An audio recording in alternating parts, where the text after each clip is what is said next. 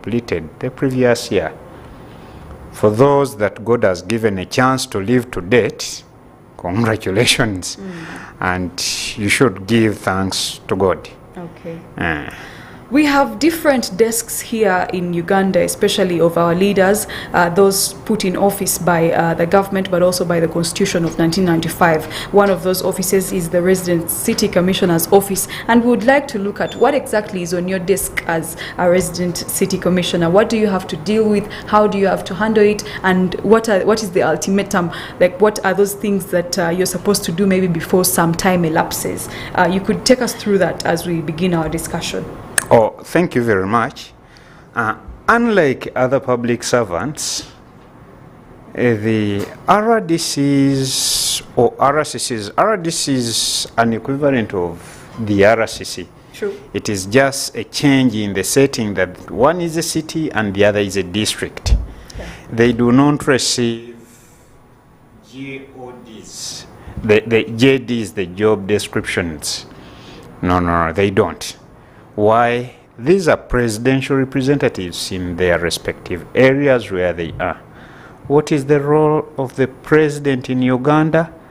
I think generally the president oversees the day-to-day running of the country.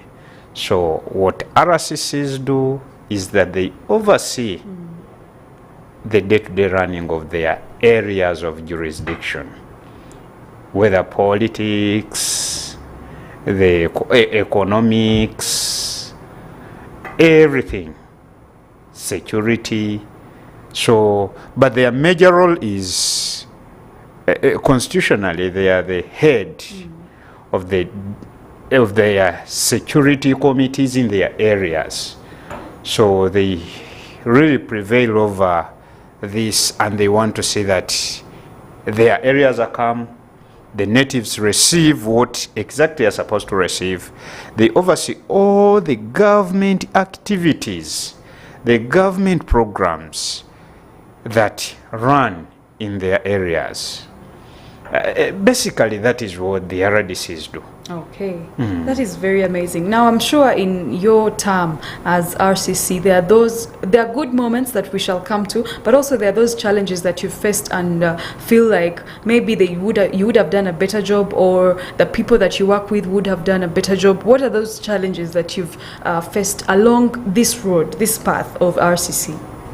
One is that constitutionally having no limit on what you're supposed to do, most of the times, because our community feels or lacks trust in other agencies, when you move to offices of RCCs in the area, you'll find that in most cases you'll find massive numbers of people in these offices. Why? Issues of land. Because in Uganda, you cannot talk about problems that Ugandans are facing and you leave out land. But the RCC office is not constitutionally mandated to have this. What the RCC does as a senior citizen in the area are normally mediation roles. And where does a mediation end? I think constitutionally it has a limit.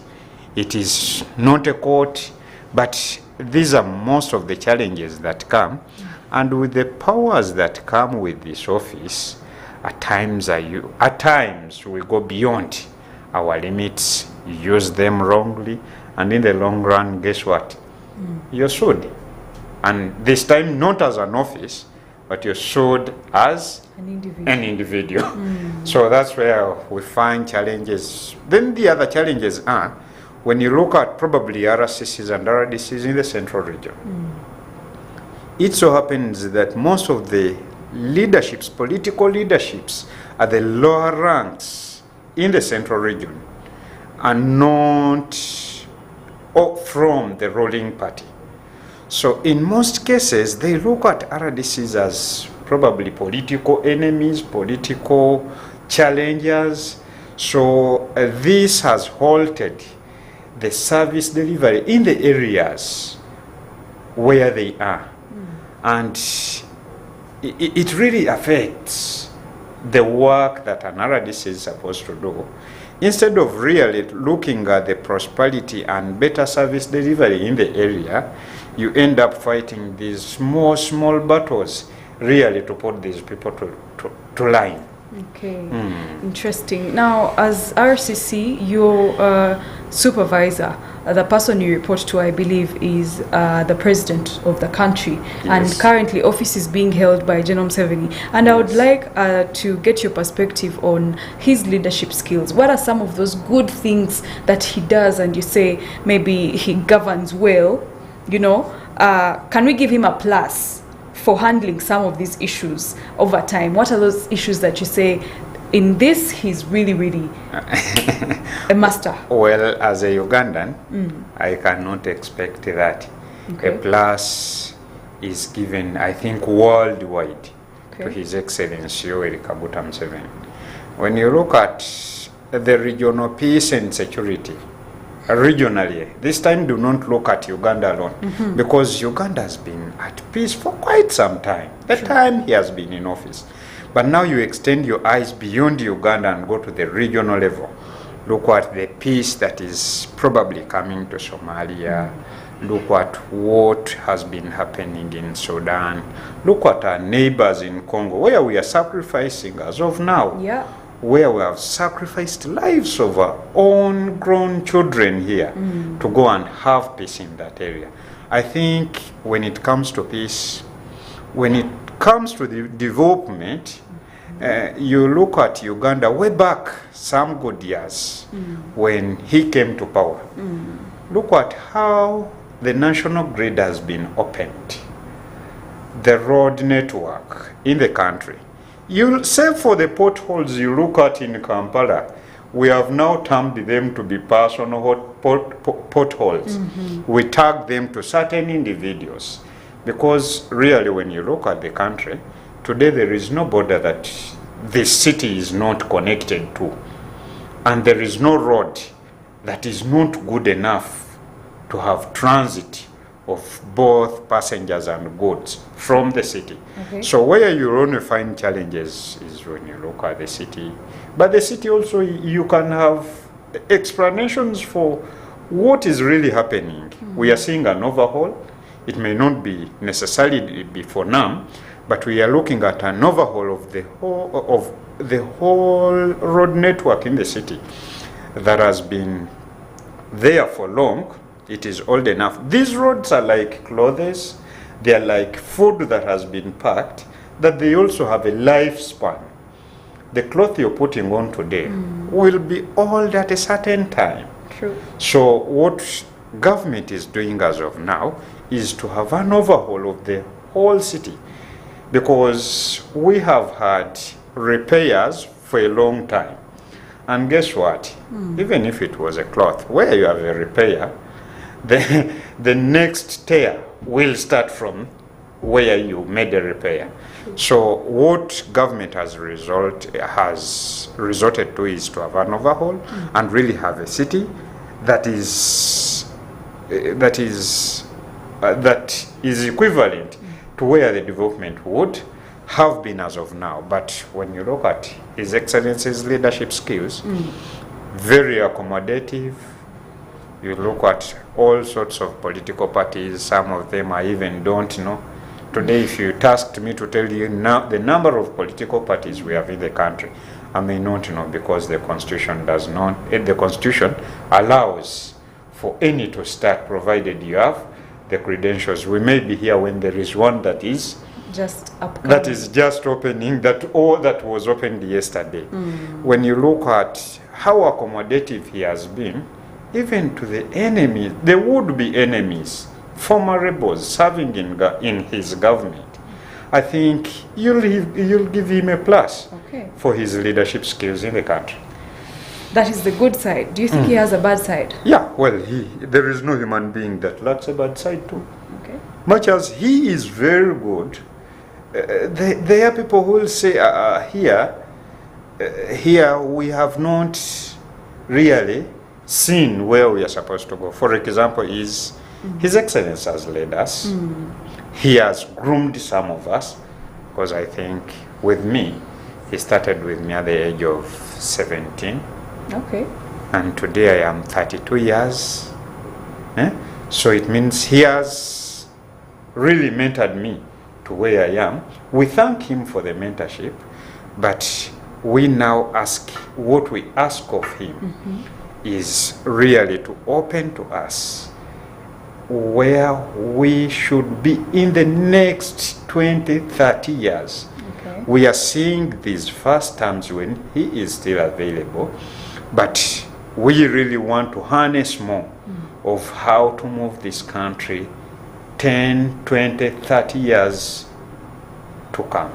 All right. Interesting. Now, another question would be, how should opposition mitigate or come together, come to table, see eye to eye with government on some issues so that development can continue in the country? What are some of those things that maybe government should do, or what can opposition contribute to see that we have a parallel, smooth ride to development as a country, economically and socially, even, you know, in other sectors? How exactly can these two partner? How can the partnership work out? Because we are seeing opposition is still, you know, very against government, as if government is not doing anything, and then we're seeing government trying to sit down with opposition, but there are still some challenges in there. How should these two really come together? One, in Africa, I don't think we really have what we have, the challenge we have that could be generalized in Africa is a leadership gap.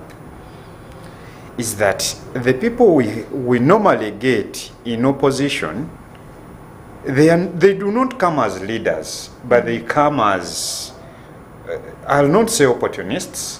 What their main target is, one, we need power. But it's not, we need this, we need our people to be like this. It is, we need power. I think by the time His Excellency was in the bush, for him, he had long-term thoughts about the country, but there were those that were coming, and what they needed was power.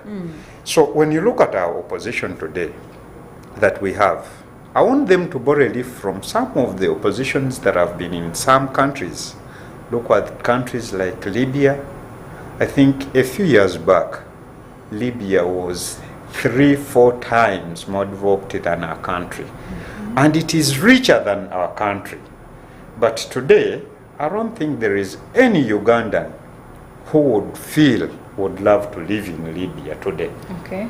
But some few years back, most of them would opt even to leave and go and live in Libya. Okay. Otherwise, if Libyan opposition really looked at where their country had come from and where it had reached, and went on table with the government in power then, that was the government of the late General Gaddafi, I think Libya would be one of the superpowers in the world as of now. So when it comes to here, and our people cannot know where we really came from, because from independence, I think this is the first stable government we have got from independence. Okay. And if they feel it is just a matter of fight for power, but we are not fighting for development, we are not fighting for the well-being of the people, we are not fighting for peace. You know, when you talk about peace, people will tell you that this is what your government has always told us. But there is no development that will ever come without peace. It is the #1 driver of development in an area. However much you have the money, however much you have what, there is nothing that can come when there is no peace. So I want these people to look at where our country has really come from. Let them appreciate the good that has been done. I know there are bad things that have also happened. An example is when you look at today's government and you look at the levels of corruption in the government, I don't think you would love to associate with it.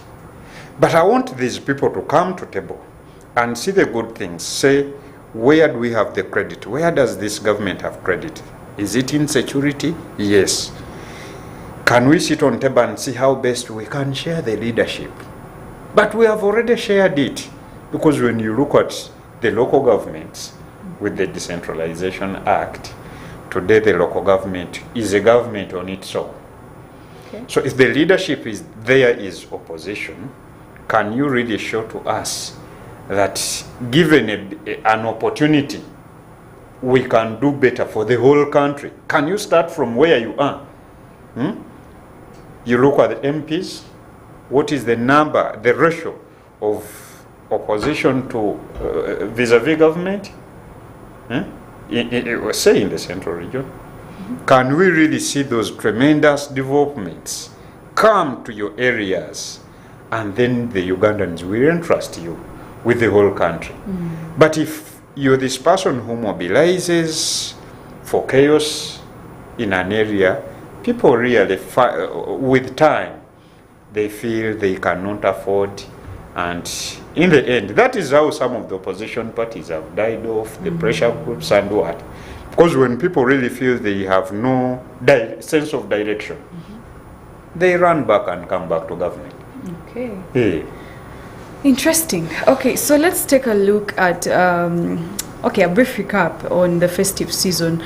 We've been looking at police reports. Some say some people have lost their lives. People have become sick because of reckless living, driving while drunk, and I would like to understand, what was it like in the festive season for Kawempe division, and were we able to mitigate some crimes down there, because we know it is a hotspot. It was before a hotspot for these kind of crimes. So maybe you can brief us about just a recap of the festive season. I think, I don't know, I'll not brag around, but I think the president, because my transfer to Kawempe was shortly before the festive season. Okay. Been in Kawempe for about 3 months. Okay. I think it came in line with the summits we have in the country, and when you look at the crime rate that was there, but I'll thank God. This time we almost recorded 0. If we can say 0, we almost recorded 0, because I think it is on first that we received only one simple robbery, simple robbery or theft, because it was a phone snatching. Only one. In the whole of Kawempe? In the whole of Kawempe division. One crime? And I think it happened in Chikoni. Recorded at Wandegeya Police. When you go to Kawempe police station, I did not receive. The ones I received are simple fights for people being drunk, but there weren't so many.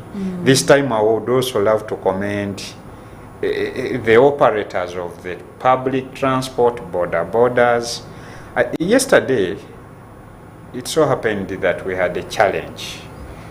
We had an incident where one of the pastors was shot at, that is Pastor Bujingo. I happened to visit the casualty section in Mulago. But what I found is that the numbers have really gone down.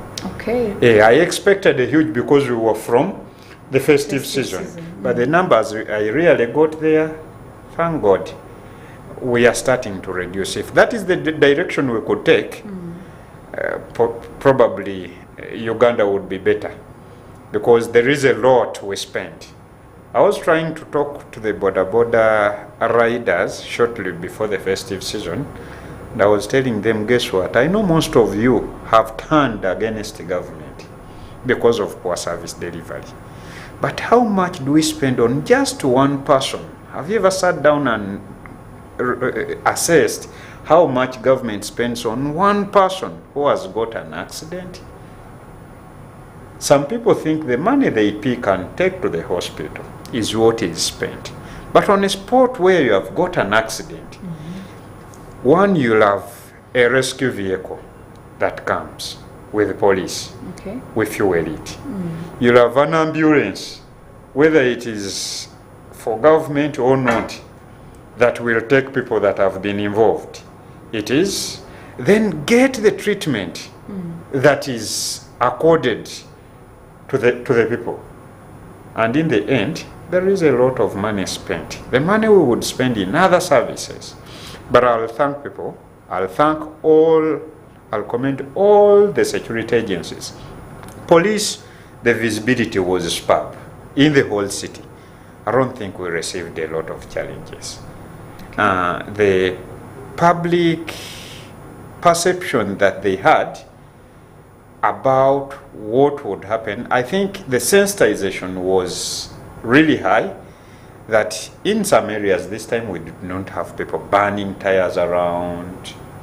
I think generally, save for this latest incidents where a pastor was shot at, I'll say the festive season was superb in terms of security. Okay, talking about the pastor, of course one of us, because we are the body of Christ. Yes. So he was gunned down. So talking about gun violence, that is still a part of us, that has become a menace, that has become something that is not so good, especially for the young generation that are seeing this and thinking it's okay, and they could grow up and turn out to be criminals, just like these people who are using guns day in, day out. How should government and the leadership handle gun violence, thus the challenge of gun violence? No, this cannot be attributed to gun violence. Okay. We are still investigating where and what exactly happened. Okay. We had enough intelligence when we were entering the festive season. And I think that is why our visibility was really high. Uganda has been hunting out ADF in the eastern parts of Congo. And we have been doing the same in Somalia. So that puts the country at risk of being attacked by these rebel activities. And we had intelligence that Uganda would be hit around the festive season. I think these people having failed, we are not so sure whether it was an attempted robbery, because we have not really got these people. We are not sure whether the shooting was an attempted robbery or acts of rebel acts. So that is subject to investigations by police. But in case of anything, when it comes to guns, I think Uganda is a little more peaceful than any of the countries you would think when it comes to guns. Okay. How long had it spent when we are not seeing this?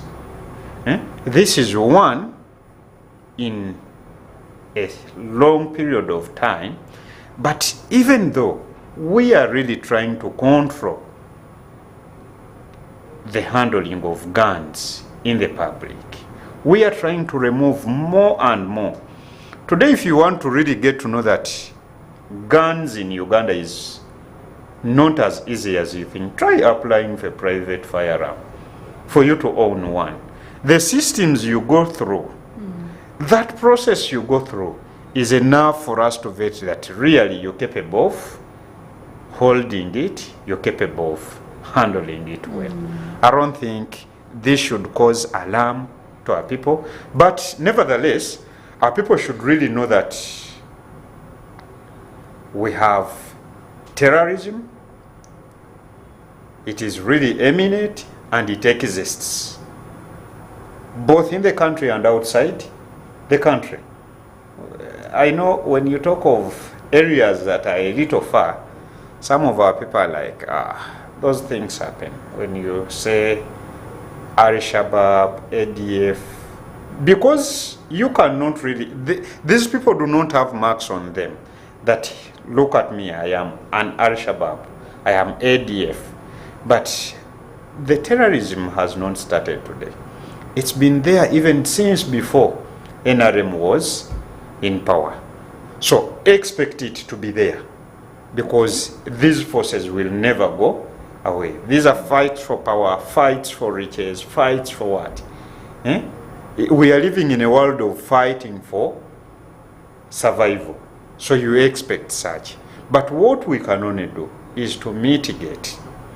We cannot allow these terror cells to grow. to bigger levels. That is why some of our people have been complaining, our children are being put inside or what. When I give you the tally of the numbers that we have got in Kawempe, trying to make IEDs, some of them we do not parade them before because we really need to get enough info from them. And if we paraded them, we may really distort the investigations. But it's been a lot, and we have really tried to mitigate. That is why our people, we feel they are safe, but they should remain very vigilant and get to know that we really have terror threats and terrorism is real. Okay, thank you. We get to the New Year plan. To begin with, we have some 3 summits happening in Uganda. That's the G77, the NAM, but also the Speakers Summit that's happening this week or early next week. And we are hosting different delegates and dignitaries from the far countries, and they are coming into Uganda. Do you think that Uganda is in a stable shape or is in a stable condition to host such dignitaries of, you know, high-ranking power and authority to our Uganda here, where you mentioned that we still have potholes in some of the roads? Yes, of course, we commend government because they are already working on rehabilitating and renovating some of those roads. Yeah, but are we in a stable shape economically? Do we have enough hotels that can look after those people? Do we have enough hospitals in case they fell sick? Yet we are seeing some government hospitals without medicine. So I just want us to look at how are we going to host these high-ranking officials? I'll say we are more than prepared to host these people. When you have a home and you know that probably you're handcuffed, you're poor, and a rich visitor is coming to you, much as you may hide off some of your problems, but you let some of your problems be seen. And they really know that we are still a developing country. We are not to that class where you'll find that all our road network is smooth. We are not there. We still go to them to borrow money for us to do what? To develop our infrastructure. So some of the areas where we have not worked on, if they are seen, these people will also come up and say, but we have tried to really put in place enough infrastructure that could aid this. We have intensified our systems, the security. The other thing that normally nags me a lot is us sitting on a television like this. It is a nationwide television. It is a worldwide television, and say, we do not have medicines in the hospitals. There's proof. No. When at certain times, we are the same media houses, we are the same people who publish that this number of drugs have got spoiled in a certain health center. Oh, okay. That's true. Then I really wonder, is it a matter of balance? That some are not used in some areas? Do we need to investigate that these drugs are kept? No, but since you're a government leader, maybe you should tell us. Some government hospitals lack medicine. Others have excess medicine. So which is which, and how are we going to have... I'll tell you that, like I was telling you, that Uganda is not where it was. By the time I came on earth, for you to see a trained doctor, just to see, it would really be hard. Really be hard. But guess what today? A health center 3, which is at a level of a parish, no, a sub-county, because every sub-county in Uganda must have a health center 3. But a health center 3, a health center 4 should have a trained doctor. So it means we have really reduced the services, the human personnel has really moved. Where we now need to move is to see to it that much as the personnel is in place, do they have the facilities they need to extend the services to our people? I think we cannot really say that it is really a failed system. It is not. Some of the areas have been improved. You'll see that most of the health center floors have been upgraded to a hospital level. Yes. You know, it comes with a lot of requirements.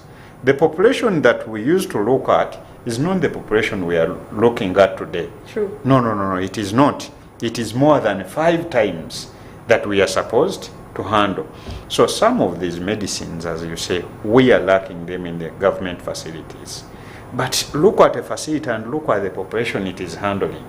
That is why we go ahead and say, look, if this facility is really handling a very big population, can we upgrade one in the nearby vicinities and then see how best we can facilitate it to give services to our people? I don't think it is a failed system as of now. Okay. So let's take a look at what achievements or benefits these summits are bringing to, first of all, the layman Ugandan. Is there a development? Are we because they are coming to discuss issues to do with global development? Yes. Under the global development, we have Uganda. Now, if they came and discussed all those things in our nation, is there something that we are going to earn or to get out of the summits? And remember that, okay, when they came, the roads were completed, and we thank God for that. Do we see any benefits, or are we seeing bilateral relations increasing? For example, are we seeing trade between countries increasing because their leaders have come and seen what we have here? Are we seeing more export of raw materials, so that our country can be better economically? Our problem is that we want the economy to grow, honestly. So anything to gain out of these 3 summits that are sitting? We have a lot to gain. I don't think we have had any international summit that has been here and we were on the losing side. No. That can never be. When you look at the summits we have, a lot is to be discussed. The regional security, global and regional security.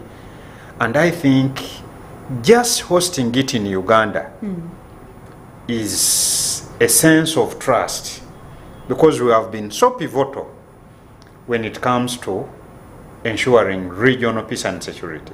So hosting these in Uganda, I don't think we shall be left out when it comes to planning of how we should handle this at a regional level. And guess what? It is our people that will really be engaged in this. And we are not on a loss. When you look at the road networks, we have seen an overhaul in the city. Some of it has been even speeded up for us really to handle these summits. I think the Wananchis are already gaining.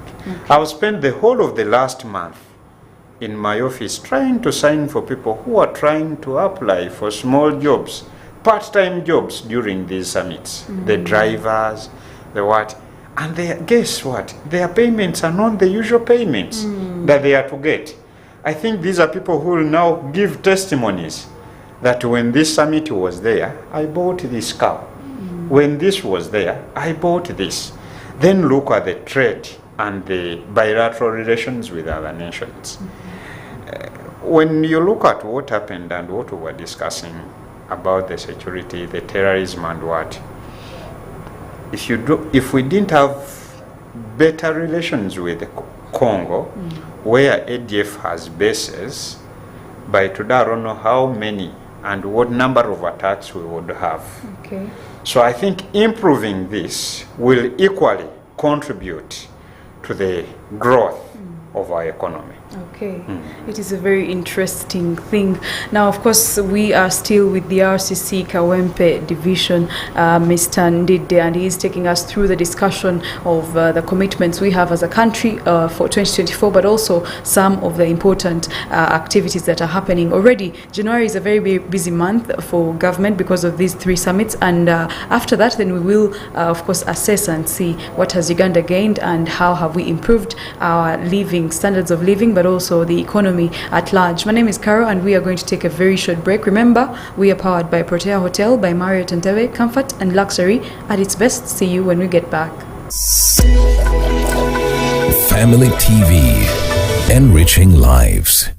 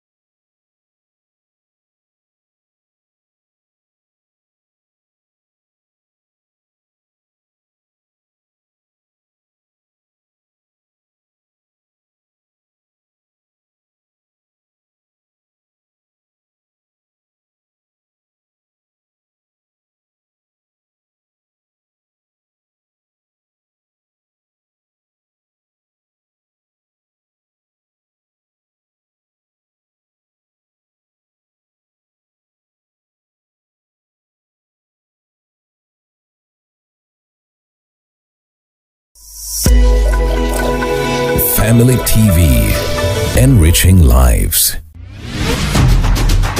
Issues at hand, powered by Protea Hotel by Marriott Entebbe. Comfort and luxury at its best.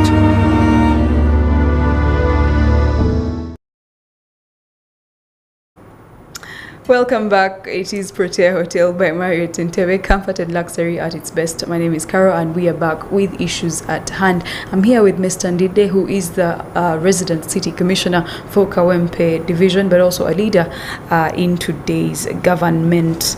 So we are looking at a new year plan and all these commitments, resolutions, and that kind of thing. And we were talking about the summits and how they are going to improve our livelihoods and our economy as Uganda. And now I would like to ask about sustainable development goals.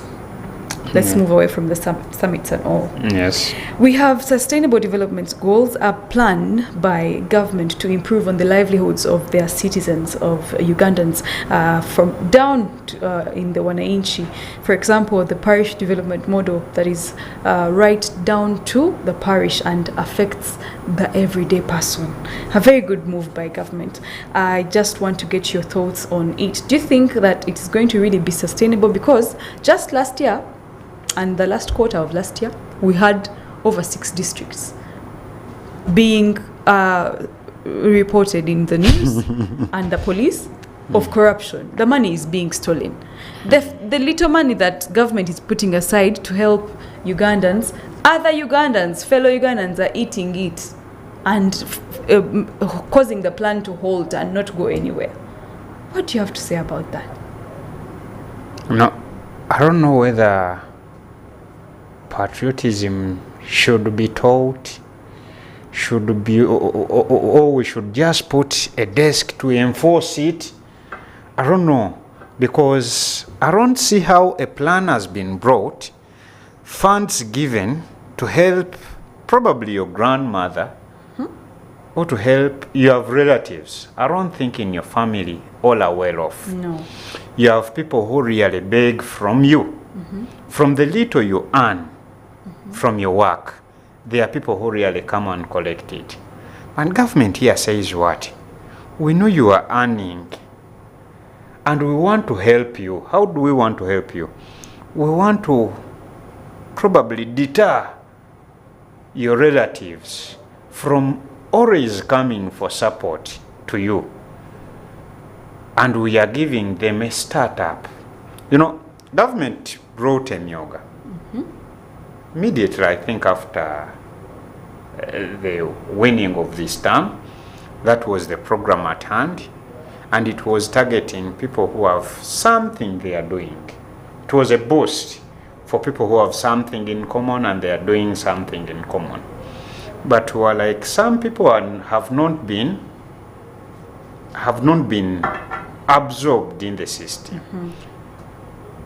Here, His Excellency in his wisdom comes up with another system, says, let us have one vehicle for development. Let us have the parish development model. How best could it help? Is that when you look at the parish development model, we want the leadership to be at the parish level. We do not want anybody to think about the district leadership. We don't want anybody to think about the president. No. People have turned the president into everything. A person with a land wrangle wants to write to the president. The president says, no. Can we have everything at the parish? The parish development model comes with about 7 pillars. And among, they are saying, can we look at governance and administration as a pillar of the parish development model? Do we have the criminal justice system start from the parish? I think of late, those small judicial settings have been put in place, that now you can have the local courts at the parish level, that now you have it, and some of the cases that would really be managed at that level should not go and we have a backlog in courts. The land wrangles. This is an area where you even have the area land committee that let the land problems be solved. At that level, you have a chairman LC2 who is the head of the parish. Can we have such problems solved at that level? It is the parish that knows very well that in this parish, government gave us a school, but the school doesn't have teachers. Government gave us a school, has teachers, but the teachers are not having houses where they are sleeping. Because when you generalize it and take it to the district level, when they are planning, some of these areas may be left aside. So we are saying we are now punching money straight to these people. Can you identify exactly what your area needs? What are the needs of your area if we need development? You're the people who know that this is where we need an access road for us to have our goods moved, for us to have access to the services. It is the parish level that knows. Then come to people who are really living in extreme poverty. people in Uganda, what we have, the problem we have, and it is not a Ugandan problem, but it is a worldwide problem. Okay. We are the biggest. I am still a youth. We are the biggest in number. When you look at the unemployment levels in the world and in Uganda, they are really high. People are living in extreme poverty worldwide, the youths. So we are saying, do we have a startup? That is where the financial inclusion bit comes in. That can we have a parish circle where government should put money? Government has already started with 100 million and is saying this is continuous.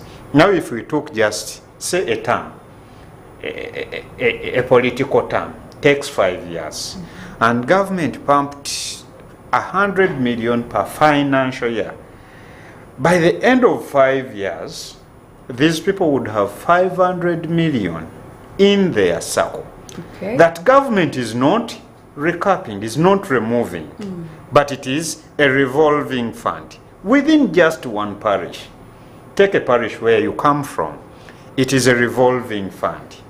If there is any circle, a private circle in any parish that has 500 million as seed capital, you know the level where it is as of now. And you know how many people it really gives startup. But this is a circle where government is pumping money and where you're supposed to return after a very long time. They are giving you, for example, the starting people, I think, were given about 1 year or 2 years. A year and 2 years. A year and 2 years as a dead time for you to start bringing back to the circle. And can you really get that money? You do not have pressure. You're not putting your house as a mortgage and really fail to work. So I think it is high time that we come up, that whoever is got sabotaging such a good program, His Excellency really bites for now. In Kawempe, I've already started. Shortly before we went into the festive season, I called for a meeting for whoever's really received, because I was told close to 1,400 had received money, 1 million each in my area. But when I called for a meeting, I received 600. And as we start the new year, I am now putting my people to task. Can you produce the remaining numbers? I already have the 600. Can you produce the 800 such that I have the tally that I have? That would prove that really money reached the people. Then we have some levels of extortion. I may not even call it extortion, because extortion could be if someone sold to you something at a very high price, or somebody took money when you really not supposed to give it. But this could be theft. You give someone money, then pass in the background and say, see what, I gave you 1 million, but in your business, you're supposed to give me 3,000 every day, 2,000 every day. And these are the people we really want to develop. I think as government, we cannot entertain that. And whoever is doing it, just know whether a FDC, because poverty doesn't know colors, doesn't have a political party. And when you don't have money, you don't have money, and you'll sleep hungry. And it is not what we don't, that is what we don't want. Whether you're not, whether you're FDC, by the virtue that power was entrusted into this government, we need you to feed. We need you to get educated, because we do not want people who will disturb us later. These are people who are now being hired.